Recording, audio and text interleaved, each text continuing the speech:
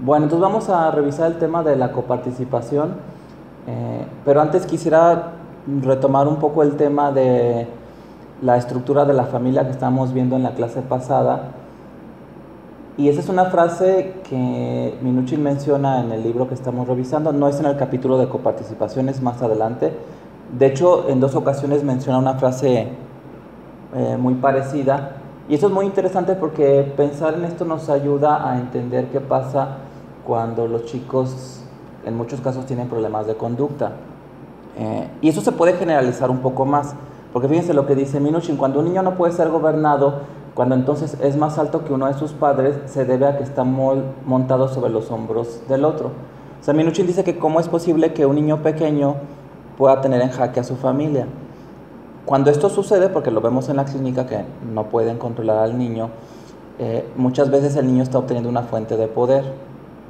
Y esa fuente de poder es un poco encubierta u oculta, que ya más adelante veríamos cómo diagnosticamos eso y cómo se incide para romper esa fuente de poder. Hemos visto casos en donde la fuente de poder no es el otro progenitor, sino una abuela, o puede ser cualquier persona cercana de la familia, o incluso que no sea de la familia, de la comunidad o del contexto social inmediato, como un profesor o alguna persona con mucho poder dentro del sistema familiar y que encubiertamente, o a veces ni tan encubiertamente, se lo da al niño. Entonces es importante poder tener este conocimiento porque nos permite hacer intervenciones que resultan eficaces para controlar la conducta de los niños. Obviamente en una familia tradicional con mamá y papá, habitualmente los problemas de conducta sí expresan este tipo de fenómeno. La mamá se queja o el papá se queja de que no puede controlar al niño, pero el otro progenitor lo está alimentando con poder. De hecho, ese es un dibujo que me hizo una... Bueno, no me lo hizo una niña a mí, se lo hizo una residente de hace algunos años en urgencias, y la residente me regaló el dibujo. Y era una niñita que tenía problemas de conducta y ella dibujó así a su familia, es ella. Esa es la niña. Y bueno, aquí podemos inferir quiénes son los miembros de la familia, ¿no? Esta es la mamá y esta es la abuela.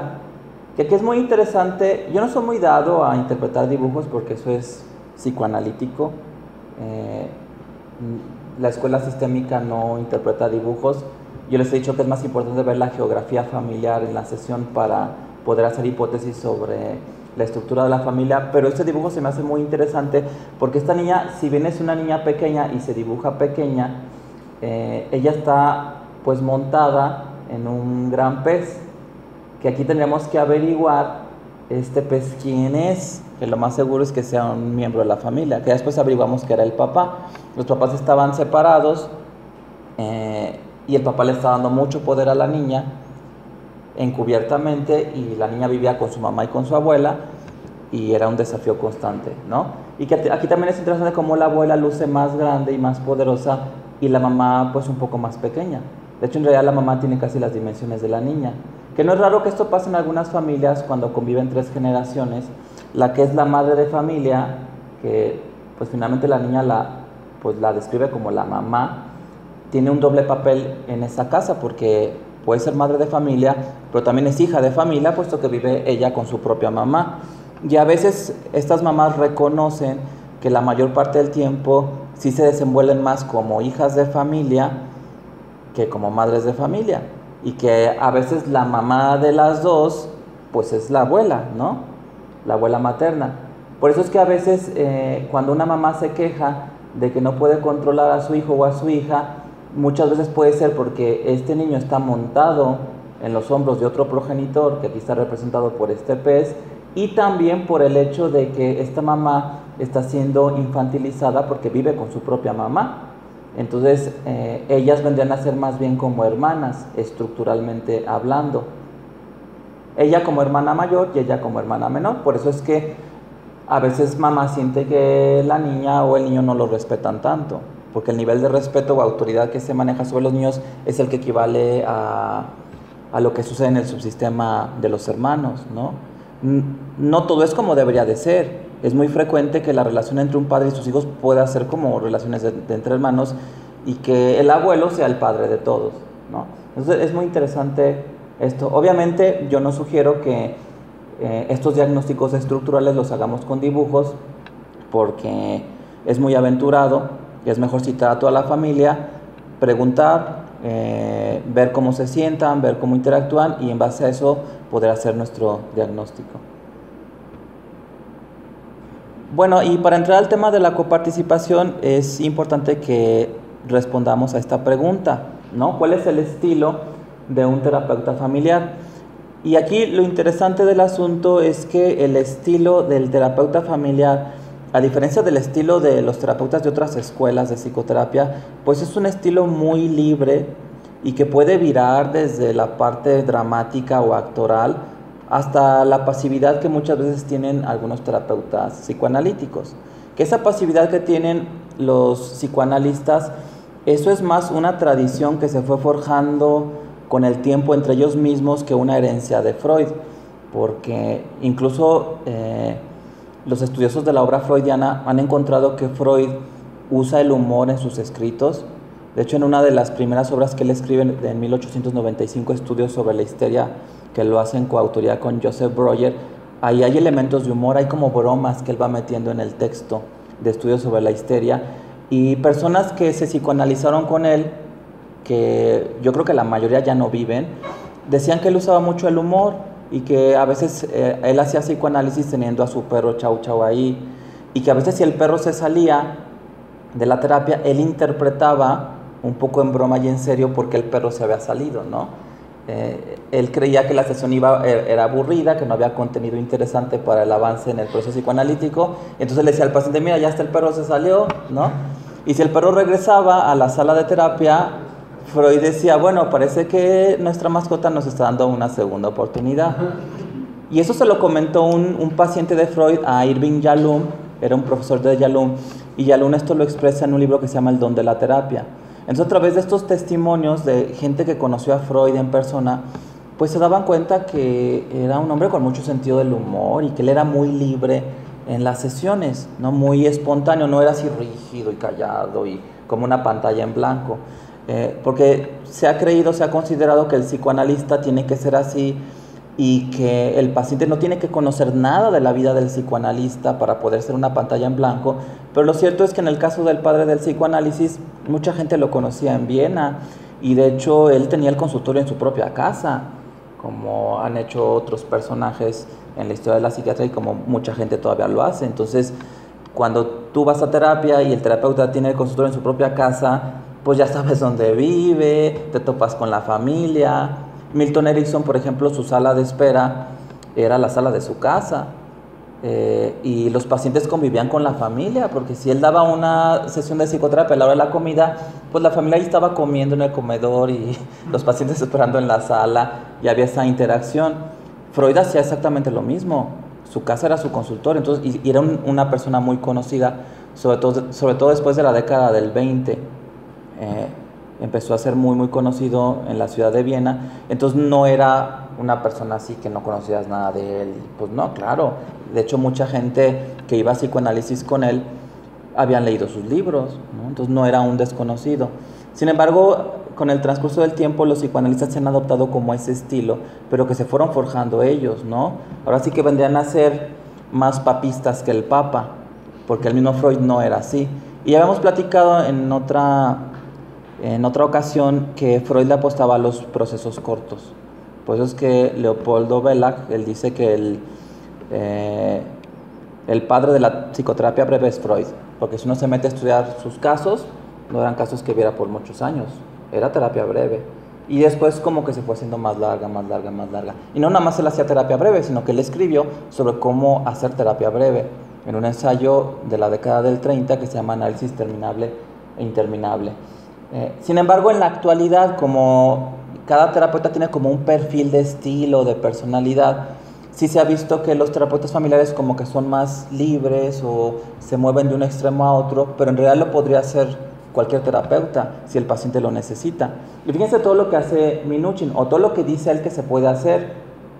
Dice, como cualquier líder deberá adaptarse, seducir, someterse, apoyar, dirigir, sugerir y fíjense, y obedecer, y aquí parece paradójico, a fin de conducir. O sea, uno nunca debe de perder la visión de que uno está asumiendo el liderazgo del proceso. Por eso es que Carl Whitaker dice que aprender a ser terapeuta familiar es un proceso muy parecido a aprender a ser actor. Los actores interpretan diferentes papeles y el terapeuta familiar tiene que tener conciencia de que en una misma sesión vas a interpretar diferentes papeles. A lo mejor te va a tocar en una ser un terapeuta muy serio, muy distante, y en otra entrarle más al conflicto y aliarte con uno y desafiar a otro en la misma sesión, que eso lo vamos a ver, ya hemos platicado que eso se llama desequilibramiento y eso se vale en la terapia familiar y desde mi perspectiva se vale en cualquier escuela de psicoterapia. En pocas palabras, lo que está diciendo Minuchin con esta frase que está ahí en el capítulo de coparticipación es que el terapeuta familiar le tiene que entrar al ruedo sin miedo, ¿no? Y se tiene que sentir cómodo. A veces tiene que aprender a sentirse cómodo. Por eso es que ya habíamos visto en una clase pasada que él expresaba que a él le gustaba presionar y que también había aprendido a disfrutar el sentirse presionado por la gente. Si hay esa tensión en una sala de terapia o en una consulta con un enfoque sistémico, porque al reencuadrar o al mostrar al paciente una visión distinta del problema, se genera cierto nivel de tensión. Y ese nivel de tensión tenemos que aprender a disfrutarlo. De hecho, a mí me preocupa cuando no siento ese nivel de tensión, porque entonces siento que los pacientes me están llevando a un callejón sin salida, porque entonces me están convenciendo de su visión de los problemas y entonces yo no puedo ser útil. Al paciente de nada le sirve que el terapeuta piense exactamente igual que él y vea los problemas con la misma visión que él. No le sirve absolutamente de nada. El paciente tiene que recibir un desafío de la visión que tiene de sus problemas. Por tanto, el terapeuta tiene que manejar una epistemología distinta. Tiene que arreglárselas para decir, sabes que yo veo las cosas de manera distinta, yo las veo así. Y cuando el paciente te contesta, nunca lo había visto así, pero sí es cierto. Es decir, cuando el paciente logra armar el rompecabezas de su vida de una manera distinta a como lo había armado, gracias a los comentarios del terapeuta, y el paciente ve que así las piezas también encajan, pues entonces eso es un gran avance en el proceso terapéutico.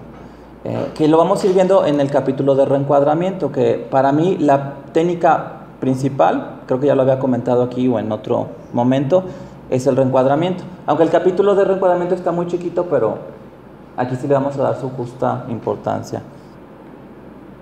Bueno, eso lo dice Carl Whitaker. No estoy totalmente de acuerdo con él. Creo que hay algunos casos en donde sí es necesario trabajar en equipo. Y bueno, él dice eso, no creo que un terapeuta solo posea la cantidad de poder que se necesita para entrar en la familia, cambiarla y volver a salir. Hay algunos casos de familias muy difíciles, como cualquier aspecto médico, ¿no?, de un paciente, y que así como hay algunos casos, por ejemplo, que se pueden resolver en un consultorio, o algunas cirugías menores, por ejemplo, de oftalmología, o una sutura muy pequeña, o un retiro de puntos, se pueden hacer en un consultorio. Hay otros procedimientos que requieren un quirófano, un segundo cirujano, un anestesiólogo, una enfermera instrumentista. Lo mismo pasa en la terapia familiar. Hay casos que tú los puedes ver tú solo y te va bien, y otros casos donde sí necesitas un equipo terapéutico, que aquí yo estoy de acuerdo con Whitaker, que a veces solo no vas a poder, si necesitas toda una estructura para poder ayudar a la familia. Afortunadamente esos casos son los menos, la mayoría de las veces puedes con un poco de experiencia manejarlos bien tú solo en tu consulta. Por eso es que para mí es importante que aquí en Salme tengamos este recurso de la terapia familiar y el trabajo en equipo, porque no entro yo solo a las sesiones, hay un coterapeuta y hay un grupo observando detrás del espejo. Que este grupo que está observando detrás del espejo, el hecho de que haya un radio, que ya les ha tocado verlo, y que se mantenga en comunicación con el equipo de la terapia, eso simbólica o metafóricamente viene a ser lo que se conoció como el hilo de Ariadna en esta historia de la mitología, donde el novio de esta chica, Teseo, él se mete al laberinto de la isla de Creta, que había construido el rey Minos para encerrar al Minotauro, y él va a asesinarlo, pero él tiene miedo de perderse en el laberinto, ¿no? Y entonces su novia dice, bueno, pues yo te voy a dar una cuerda y con eso ya no te vas a perder, y yo me voy a mantener fuera del laberinto y tú te metes pero con confianza, porque vas a poder regresar gracias a la cuerda. Entonces a veces el equipo terapéutico y la conexión que se tiene a través del radio viene a funcionar como el hilo de Ariadna. Impide que los que están en el ruedo, en el laberinto con el Minotauro, si lo queremos ver así, puedan regresar, no pierdan el piso, que eso es muy importante. Y desde mi perspectiva otras escuelas de psicoterapia no tienen eso. Por eso es que es muy frecuente que al entrar en el laberinto del problema de los pacientes lleguemos a callejones sin salida, y por eso es que muchos procesos no avanzan o se van estancando. De hecho, yo me atrevería a decir que cuando a uno le da flojera ver a un paciente, sobre todo que ya ha ido 3, 4 veces y dices, ay, que no venga o así, es porque ya te llevó a un callejón sin salida, ya no hay capacidad de maniobra, ¿no? Aquí ya te metió al laberinto, ya no haya salida y te sientes incómodo. Pero cuando hay capacidad de maniobra, el caso es interesante y tú sientes que hay un avance y el paciente también, y lo ves. Por eso es que Juliana Prata decía que si a la sesión 5 o 6 no había avances, pues ya mejor te disculparas y los dirás de alta por máximo beneficio, porque en su experiencia, y yo estoy de acuerdo con esto totalmente, si en una sesión 5 o 6 no estás moviendo al sistema, ya no lo vas a mover en la sesión 100 o en la 1000 o en la sesión 1.000.000. Que en ese sentido es realista y posible que los pacientes mejoren en pocas sesiones. Desgraciadamente eso no lo hemos llevado a la psiquiatría, ¿no? Si los elementos de la terapia breve, que mucho de la terapia familiar es terapia breve porque lo resolvemos en pocas sesiones, lo tuviera la psiquiatría, entonces tendríamos psiquiatras que estuvieran dando de alta a sus pacientes en pocas consultas. Con sus excepciones, claro, sabemos que hay problemas que, aunque uno no quiera, se tienden a cronificar y van a ir muchos años con el psiquiatra, pero una gran cantidad de casos los psiquiatras los podrían estar dando de alta, y en las instituciones públicas no tendrían su agenda tan saturada. Pero bueno, esta metáfora nos ayuda a entender esto. Ahora, como ustedes pueden ver, hay una parte muy, muy teatral en la psicoterapia, pero esto no nada más es en la terapia familiar, también el psicoanálisis tiene su dosis de teatralidad, ¿no? Y esto lo discute un crítico de teatro que se llama Eric Benley en este libro que yo les recomiendo, que se llama La vida del drama. Si les interesa el arte dramático y la psicoterapia, esta es una buena lectura, ampliamente recomendada. Bueno, yo escribí este libro hace 4 años, se llama Edipo antes del psicoanálisis, en las fronteras del teatro y la psicopatología. Se vende en Amazon. Si ustedes entran en amazon.com y ponen mi nombre o el título del libro, ahí se puede vender. Es un poco caro, de hecho no les recomiendo que lo compren, porque a mí no me están dando regalías. A mí más bien lo que me dan son como vales para yo comprar en esa misma librería, pero ni he comprado nada. Entonces, ese lo pueden descargar ustedes de mi página de internet. Si les interesa, simplemente teclean o desde su celular paidopsiquiatra.com/Edipo, todo pegado, y ahí pueden descargar el libro en PDF. Y bueno, ahí yo hablo sobre, hay un capítulo que se titula Lo que el teatro le ha dado a la psiquiatría, y ese es el que vendría más a tener relación con lo que estamos platicando de la teatralidad, que no me quisiera yo enfocar en eso porque estaríamos entrando a otros terrenos ya un poco más lejos de la terapia familiar, pero si van a leer un capítulo de este libro, les recomiendo el que se titula Lo que el teatro le ha dado a la psiquiatría, que ahí hablo de la catarsis, de cómo la catarsis, que creo que ya lo había platicado con algunos de ustedes, era un término primero médico, hipocrático, que hablaba de purga o purificación. Por eso es que las sangrías eran tan importantes. Se siguen haciendo las sangrías, ahora las pacientes se las hacen ellas solas, ¿no? Y a través de eso obtienen esta como purificación o esa catarsis o esa purga. En realidad las sangrías no han desaparecido del ámbito médico, ahora las pacientes se las hacen, no, hágalo usted mismo. Ya el médico no dice, a ver, te voy a hacer una cortada para que por ahí salgan los humores malos. Que es interesante cómo a lo largo de toda la historia de la medicina eso ha tendido a existir y sigue pasando, solo que ya los médicos ya no lo hacemos, ahora estamos hasta en contra de eso, ¿no? Pero igual, un poco siendo irreverente, puede decirle a un paciente, bueno, no estoy tan de acuerdo en que te cortes, pero si nos vamos a la medicina antigua, pues sí se veía que tenía cierto efecto, ¿no? En la salud mental y física, entonces pues no estoy muy de acuerdo, pero respeto tu postura, ¿no? Yo, o sea, por ser un médico del siglo XXI, ya por eso tú estoy bien y tú estás mal, bueno, pues es interesante, ¿no?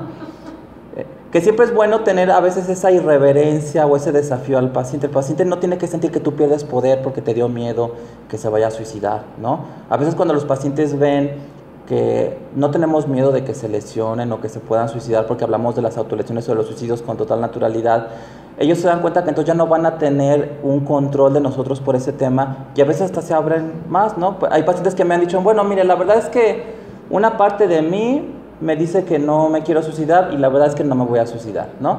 Y eso me lo dicen porque ven que no me da miedo hablar sobre el tema.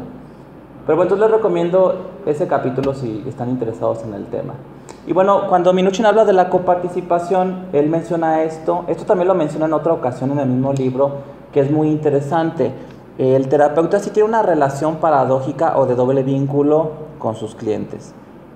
Y esto lo describe Bateson desde la década del 50. Gregory Bateson publica un artículo muy interesante titulado Hacia una teoría de la esquizofrenia, que ese artículo es el acta de nacimiento de la terapia familiar y del pensamiento sistémico.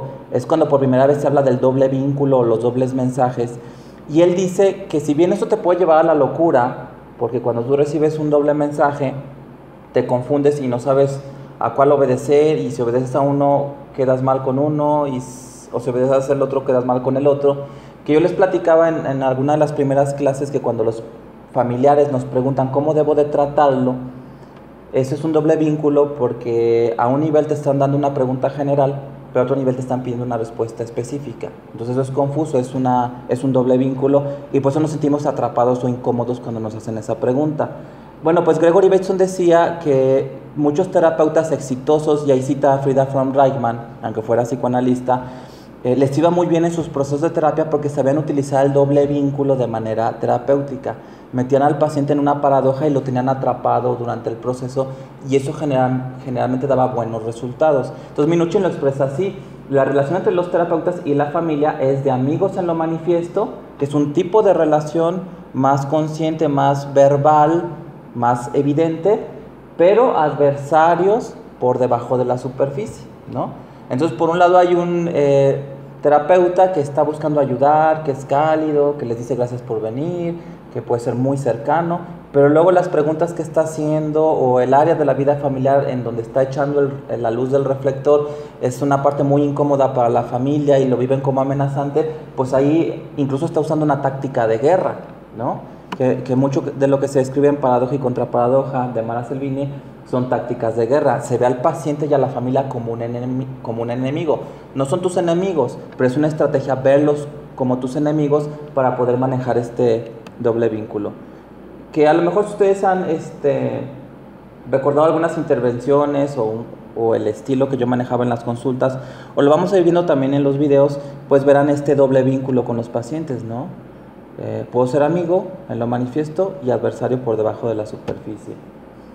Muchos terapeutas lo hacen, estoy seguro que muchos psicoanalistas o muchos terapeutas cognitivo-conductuales lo manejan así, pero no están conscientes del doble vínculo. Y nosotros sí tenemos que estar conscientes del doble vínculo porque es una herramienta que vamos a utilizar en la psicoterapia sistémica. Ahora, me gusta mucho esa caricatura de Quino, porque esa caricatura de Quino nos muestra cómo el lenguaje, sobre todo si es un lenguaje paradójico, contradictorio, de doble vínculo, es capaz de atrapar. Muchas parejas que tienen conflictos muy muy graves, que hasta nos sorprenden, no se separan porque están atrapados en paradojas, ¿no? Y aquí vemos cómo el poder del lenguaje para atrapar y retener a un cónyuge que se siente frustrado y que trata de huir es increíble, ¿no? Es muy muy poderoso. Por eso es que el manejo del lenguaje y de la comunicación puede ser igual de liberador. Que en ese sentido también la terapia familiar tiene una herencia indirecta con el psicoanálisis. Freud decía que por eso en la magia las palabras son muy importantes, ¿no? Lo que tú dices es una construcción que se vuelve una realidad para el oyente. Y así como las personas pueden expresar psicopatología a raíz de estar expuestos a una comunicación de doble vínculo, también la comunicación que da el terapeuta puede ser liberadora y se puede traducir en una remisión de la psicopatología. Bueno, ¿cómo es un terapeuta que coparticipa? Dice Minuchin, esta idea contradice el concepto del curador-ayudador, según el cual el terapeuta es un benévolo médico de almas. Si tú quieres ser así, no te va a servir este modelo, ¿no? mejor huye de la terapia familiar, que ofrece un consejo y apoyo o actúa como abogado o guía de su cliente. Pero fíjense, sí reconozco, o sea, para mí esto no sirve. La familia te desafía a que tú seas más, que tengas más repertorios de conducta, que seas más libre, que seas espontáneo, que los desafíes, que seas irreverente con los síntomas de ellos para poderlos ayudar. Los médicos, los terapeutas que quieren ser así, el curador de almas, el que siempre comprende, el que siempre está ahí para apoyar y que siempre acepta la visión del paciente y solamente da consuelo, ese no genera cambios. Puede dar consuelo, sí, por supuesto, puede estar ahí, pero no genera cambios y tiene que estar consciente de que no genera cambios. Y muchos médicos, muchos psiquiatras, muchos terapeutas son así. De hecho, el sistema, sobre todo el sistema público, le apuesta a que seas así, porque con todo este rollo de la calidad y la calidez, sí se apuesta mucho a que tú seas este médico benévolo que explicó, que dijo, que te aseguraste de que entendieran, que se fueran contentos, ¿no? Casi como si la consulta de psiquiatría fuera como ir a un spa, y no es así, ¿no? Estamos hablando de salud mental, hay temas difíciles, hay drama, el escenario es un espacio para que la familia dance, y tú haces muchos papeles, a veces desafías, a veces haces que se enojen, y eso se sale un poco de lo que el sistema te va pidiendo. Y desafortunadamente los que somos médicos hemos crecido pues con este estilo, sobre todo porque la mayoría de los que somos médicos en este país hemos aprendido medicina y hemos aprendido psiquiatría en el sistema público, en la medicina pública, que tiene pautas muy disfuncionales y que tiene vicios. Y después cuando queremos ofrecer el servicio en un medio privado, pues queremos hacer las mismas cosas que no sirven, pero que tampoco sirven en el medio público. Entonces, cuando uno termina su formación, uno tiene que estar consciente que uno se formó en un sistema público viciado y que muchas cosas uno las tiene que desafiar, las tiene que borrar y tiene que adquirir nuevos aprendizajes. Y mucho de lo que tiene la medicina pública es esto, ¿no? Yo me formé con esto y a mí me costó trabajo pues dejar de ser un médico con ese estilo, porque no me iba a servir de nada. Ahora todo depende de lo que tú quieras también, ¿no? Porque si tú eres así y entras a trabajar en un hospital público como Salme, pues puede ser así, ya nadie va a mejorar, pero como yo decía en la clase, no sé si ustedes estaban cuando yo platiqué en la clase de psicoanálisis, que si abríamos el buzón de quejas, iba a ser muy raro que encontráramos una queja de un paciente que dijera, pues yo me quiero quejar porque mi médico no me ha liberado de los síntomas. Generalmente no se quejan de eso, se quejan del trato, de lo que perciben en ti, o se quejan de que sientan que no les es un buen servicio por en cuanto a trato al cliente, por así decirlo. No se quejan de que sus síntomas sigan presentes o que no estén respondiendo, eso como que no les molesta tanto. Por eso a mí me gusta mucho esta frase de Freud en el caso Dora, cuando él dice que el paciente, ¿cómo dice? A ver, uy, se me fue la cita. Es el caso Dora. Sí, dice, el propósito del enfermo para abandonar la enfermedad no es ni tan cabal ni tan serio. Así lo dice Freud. Entonces, por eso es que si el paciente está contigo y tú eres el médico benévolo y no va a cambiar y nada va a mejorar, él no se va a quejar. Su propósito de abandonar el síntoma no es ni tan cabal ni tan serio. Tú eres un médico benévolo de almas, pues no va a pasar nada, ¿no? Si trabajas en el sector público, cobras tu cheque cada quincena y eres feliz y ya, no te metes en broncas, ¿no? Pero si tú quieres algo más y a ti te gusta el cambio, o tú eres de los psiquiatras que creen que el psiquiatra tiene que generar cambios en los sistemas, pues obviamente una parte de ti se va a sentir insatisfecha, ¿no? Y si le hemos invertido tiempo y esfuerzo para formarnos como psiquiatras y luego para estar insatisfechos por nuestro quehacer, pues como que fue un mal negocio, ¿no? Bueno, en la coparticipación nosotros podemos tener diferentes posiciones de cercanía con los pacientes. Una posición puede ser muy cercana, que es lo que generalmente se da en los procesos individuales, que eso también tiene su problema. Puede ser una posición más intermedia, ¿no? Que aquí yo creo que a lo mejor esta posición intermedia es la que toman muchos terapeutas cognitivo-conductuales, y una posición un poco más alejada, que a veces los psicoanalistas la toman por esta parte que les mencionaba de la pantalla en blanco, de la inexpresividad, de que el paciente no sepa lo que está sintiendo. Y Minuchin dice que el terapeuta familiar se tiene que mover en esos tres planos. Dice, cuando confirma los aspectos positivos de las personas, el terapeuta se convierte en fuente de autoestima para los miembros de la familia. De hecho, yo diría que a veces, sobre todo en una primera sesión, sería bueno confirmar también los aspectos negativos. Eso se llama connotación positiva. Incluso cosas que veamos disfuncionales en la familia, o que otros terapeutas, es que han pasado por manos de otros terapeutas, les han dicho, no, es que eso está muy mal, es que eso es terrible, que de repente tú ya sabes que eso no me parece tan mal, de hecho creo que esto ha ayudado en algo. Y esto tiene beneficios que los vamos a ver más adelante, cómo es que operan estas maniobras. Y dice Minuchin, de este modo también reúne el poder de retirar su aprobación si los clientes no responden a sus orientaciones.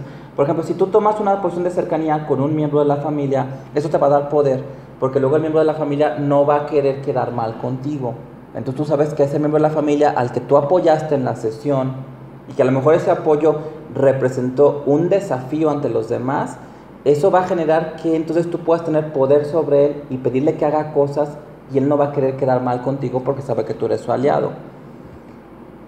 Que bueno, pues nuevamente los elementos teatrales están presentes, pero no nada más por el actuar del terapeuta, sino también como sucede en el teatro, en donde tú puedes ser actor, estar en el escenario, puedes estar en la butaca y simplemente ser un espectador, y también puedes ser un director, ¿no? Ni estás en la butaca sentado pasivamente observando, ni estás viviendo el drama desde el escenario, pero sí estás diciendo qué es lo que la familia tiene que hacer. Y fíjense, eso es muy interesante. A mí por eso me gusta, cuando doy terapia familiar, yo tener una silla con rueditas, que seguramente lo vieron en el caso de este chico. Me gusta moverme porque yo utilizo el espacio como una metáfora de la cercanía. Puedo acercarme con la silla con rueditas a un familiar que quiero apoyar, o puedo alejarme de otro, ¿no? Eso me permite también la manipulación del espacio. Si no tienes una silla con rueditas, no hay problema, te puedes levantar y acercarte, mover la silla, ¿no? Dice, empleamos el espacio como una metáfora de la proximidad y la distancia emocionales.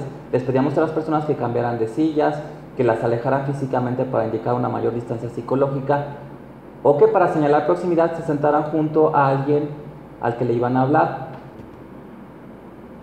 Bueno, ¿cuál es la posición intermedia? La posición intermedia es la del que se sienta nada más en la butaca. Dice, las interacciones penosas son presentadas como el fruto de una actitud de consideración recíproca. Y la posición distante, que es la de director, dice, el terapeuta no hace el papel de actor, sino de director, así promueve la escenificación de movimientos habituales o introduce novedades, forzando a los miembros de la familia a empeñarse unos con otros en interacciones desacostumbradas. Cualquier cosa que tú logres hacer en tu papel de director y que suceda en el consultorio, pero que no había pasado afuera, eso es un avance en el proceso terapéutico.